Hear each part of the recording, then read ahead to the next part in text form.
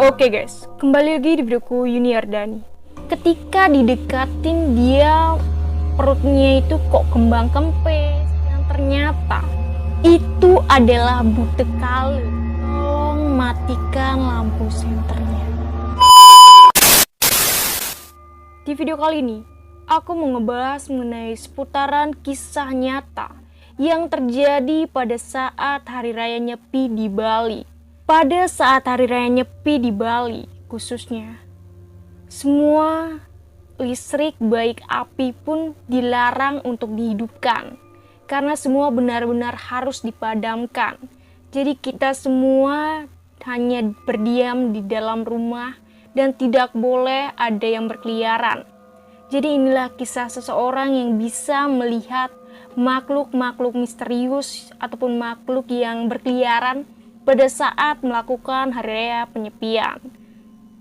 Jadi seperti apakah kisah keseruannya atau keseramannya yang terjadi ataupun melanda orang ini?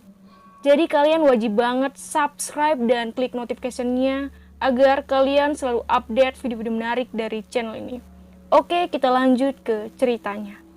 Saya sangat antusias karena itu adalah pengalaman pertama saya nyepi di Bali. Jadi, untuk umat Hindu pasti udah nggak asing lagi karena udah melekat dan masih kental kebudayaannya. Dan di tempat kerja saya, semua staf dipilih untuk menginap di hotel.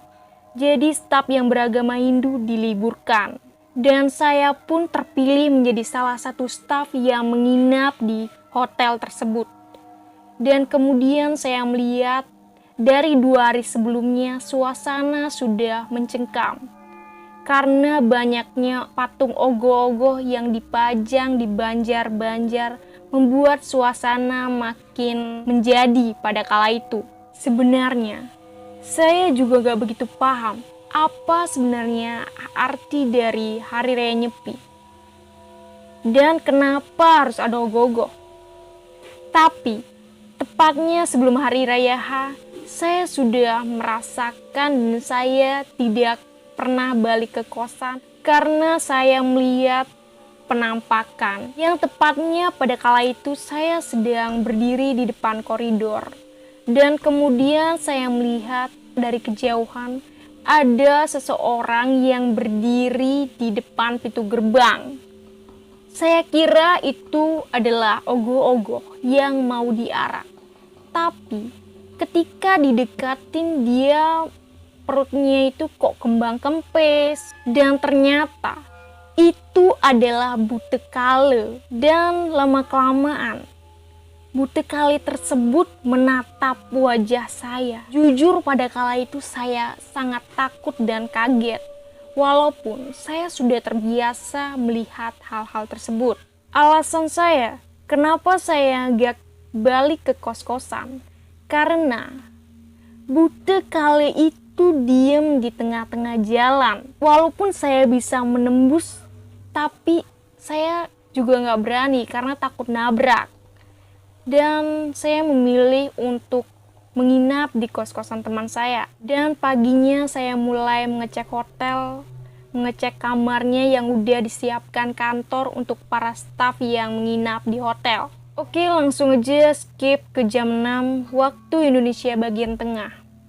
Jadi perintah untuk menutupi bangunan dengan terpal juga sudah, untuk mematikan lampu yang ada di hotel tersebut juga sudah dilakukan. Dan saya juga mengecek di sekelilingnya ada pecalang yang lagi patroli dan suasana mulai gelap. Antara jam 6 sampai jam 10 itu masih biasa aja. Paling cuma penghuni tempat saya kerja aja yang ada di sana yang udah sering saya lihat. Ditambah lagi suasana di dalam hotel masih rame. Walaupun tamu dan teman saya yang menginap juga nggak berisik. Lewat jam 11 malam, itulah baru benar-benar sepi dan suasana makin menjadi-jadi. Setiap orang dikasih bekal 1 kamar 1 lampu senter. Dan itu juga tidak boleh sering-sering dinyalain. Saya udah selesai kerja, ngerasa bosan di kamar. Waktu itu satu kamar terdiri dari 4 orang. Akhirnya, saya ajak teman saya yang bernama Ferry untuk keliling hotel. Ferry tahu kalau saya rada-rada sensitif. Mungkin dia berani juga karena ketika ada penampakan biar saya yang ngurusin. Sebenarnya sih enggak. Dan kita berdua jalan-jalan ke lorong-lorong hotel sambil membawa satu senter. Walaupun senter itu jarang sekali dihidupkan. Saya terus bersama Ferry mengitari lorong hotel. Dan kemudian Ferry mengatakan kepada saya, "Fas, lu denger suara cewek gak?" Gue denger suara cewek ketawa. Padahal itu adalah ruangan cowok. Dan masa iya ada staf yang membawa cewek masuk ke kamar? Mungkin aja. Ini kan Bali mas bro. Lagian sepi gini mana ketahuan sih. Mungkin aja itu suara staf cewek yang kedengeran juga. Lo kan tahu sendiri kalau lo juga di kamar mandi juga suaranya kedengeran sampai sini. Hibur saya waktu itu. Padahal saya mendengar suara-suara yang melebihi si Ferry bilang. Logisnya, di Bali hari raya Nyepi itu pasti sepi. Nah, ini ributnya kayak hari-hari biasa, bukan main ributnya. Dan kemudian saya mengajak Ferry ke atap. Yang konon katanya di situ ada penampakan, kata tamu dan staf yang pernah melihatnya. Dan termasuk saya emang bener sih. Oke, saya gambarin aja tempat bangunan atap ini. Jadi di sini tuh khususnya tempat menyimpan segala mesin-mesin, khususnya untuk mesin pengoperasian hotel. Karena gak ada yang bakal mergokin di tempat ini. Jadi saya nyalain aja lampu di bangunan ini. Pas lampunya nyala, tiba-tiba si Ferry loncat dan ngucapin penghuni kebun binatang.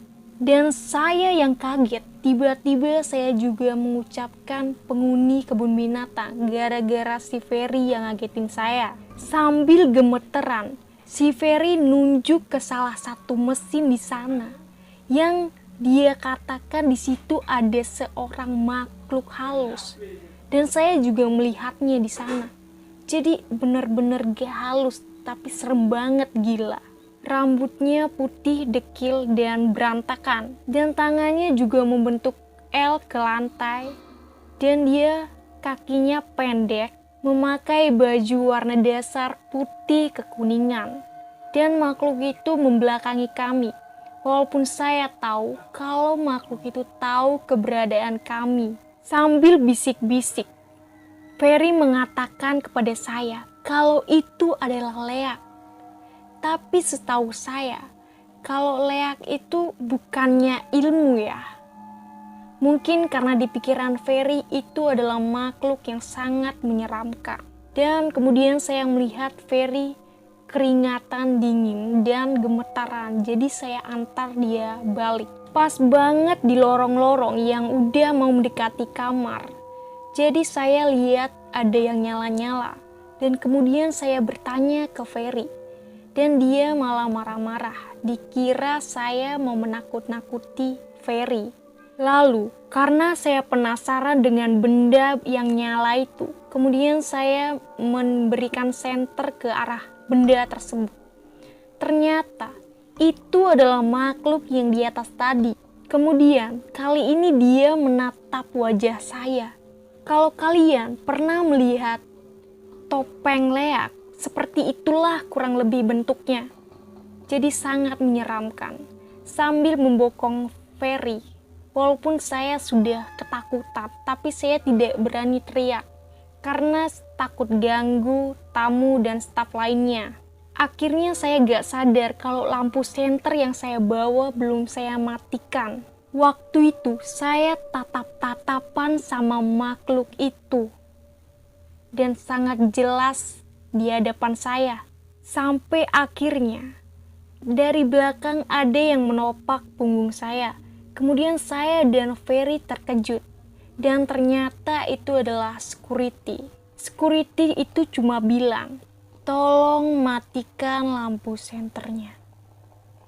Kemudian belum ada 3 detik, security itu langsung tiba-tiba menghilang. Padahal kalau seharusnya security itu pergi, pasti kedengeran suara langkah kakinya.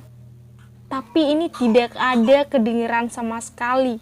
Ferry pun semakin menjadi ketakutannya, dan di situ cuma bisa duduk doang. Dan akhirnya saya membawa Ferry ke tempat kamar teman saya, dan kemudian di situ ditenangkan oleh salah satu manajer tempat saya bekerja.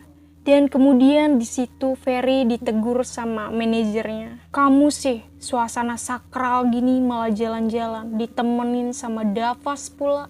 Setelah kejadian itu, masih banyak sekali hal-hal aneh yang menghantui, dari tempat kerja sampai ke kos-kosan. Mungkin suasana sakral yang terbilang cukup lama. Oke, itulah ceritanya dari salah satu yang merasakan Hari Raya Nyepi di Bali. Jadi Hari Raya Nyepi ini cukup sakral sekali dan masih melekat pada budaya Bali. Jadi bagi kalian yang pernah juga mengalami kisah-kisah misteri pada saat merayakan Hari Raya Nyepi, boleh komen di kolom komentar dan ceritakan pengalaman kalian selama Hari Raya Nyepi itu. Dan bagi kalian yang masih tetap berkeliaran di luar rumah pada saat Hari Raya Penyepian, tolong berdiam saja di dalam rumah sebelum kalian dihantui juga oleh Butekalu yang ada ataupun yang berkeliaran di sekeliling lingkungan kalian. Oke, sekian dari videonya. Salam dariku, salam dari Uni. Bye.